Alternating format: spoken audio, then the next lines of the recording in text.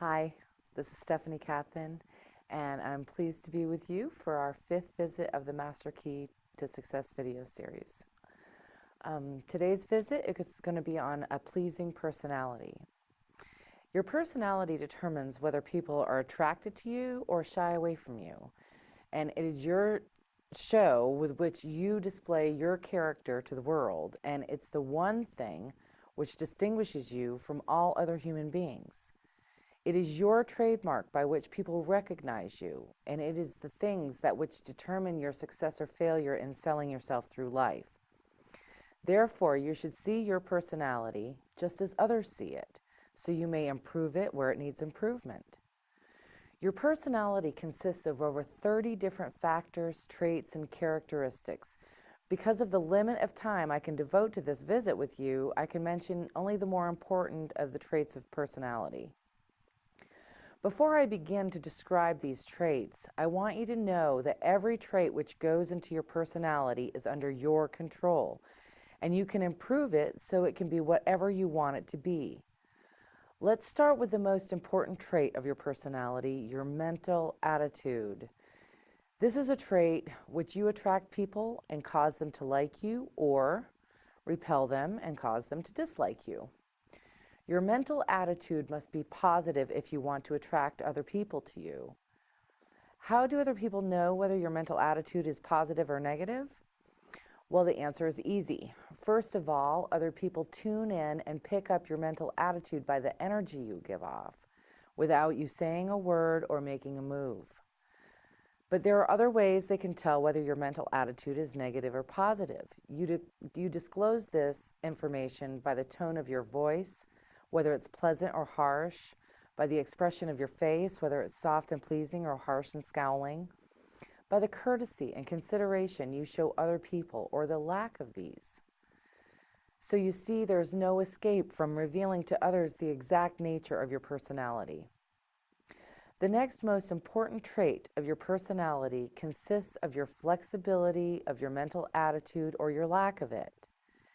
If you have flexibility, you adjust yourself to all the circumstances in your relations with others without losing your composure or allowing others to become irritable or angry with you. You don't react to that. Just remember, if you have flexibility of your mental attitude, it will be impossible for anyone to make you angry or irritate you without your consent or cooperation. Now that's worth knowing, isn't it? You cannot control the actions of other people, which might justify you in becoming irritated by them. But you can control your reaction to all such circumstances by exercising your trait of flexibility. And you will observe that all people in the high brackets of success have this flexibility, and they do control their reactions to the influences of other people. The third most important trait of a pleasing personality is the ability to control and direct your emotion of enthusiasm.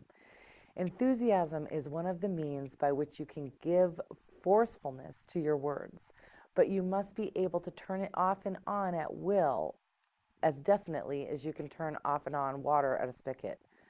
The fourth most important trait of a pleasing personality is a sincerity of purpose.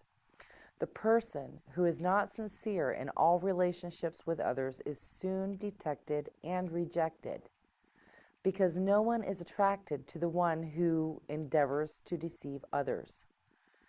Sincerity is one quality of character which cannot be successfully faked, not even by the most astute rascal or the most efficient actor, because insincerity evermore carries with it some warning sign which other people recognize. You have only to go back in your own experience with insincere people to see the truth of what I've stated. Now let's turn our attention to some of the common habits which destroy a pleasing personality. Please check yourself as I describe these negative habits, and you may make discoveries about yourself sufficient to enable you to rebuild your entire personality so it may become a master salesman on your behalf. 1.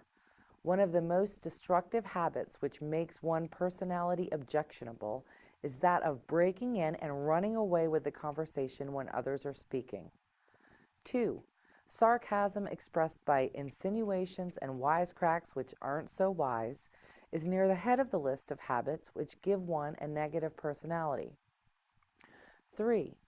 Vanity expressed by either words or actions is sure to make you unpopular. 4. Indifference in listening what others are speaking is sure to be noticed and resented. It's more profitable to be a good listener than it is to be a good talker, because one is always apt to learn something while listening to others, but never learns anything from hearing himself talk. 5. The attempt to flatter where flattery is obviously not deserved will bring quick resentment from others. Also, it will put them on notice, as they are wise and that the flatterer wants something perhaps he should not get. 6.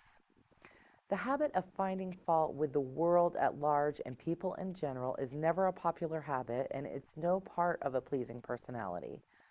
It is far better to direct conversations to the circumstances and things which are right than to complain about those which one believes to be wrong. One of the worst habits, this is number 7, which destroy a pleasing personality is that of openly and directly challenging those with which you may not agree, where there is no obvious reason for doing so except for the desire to be on the opposite side. 8. The habit of volunteering unsolicited advice to others who have not requested it can make one an intolerable bore.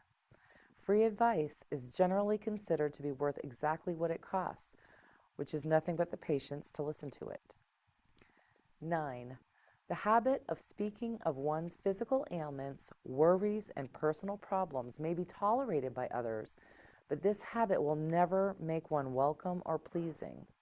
If you wish to make yourself welcome in your relationship with others, manage to talk about things which are of interest to the person who you're speaking to. You'll never be boresome to the person whom you're speaking of himself and the things which interest him, a truth which all master salesmen understand and respect. 10.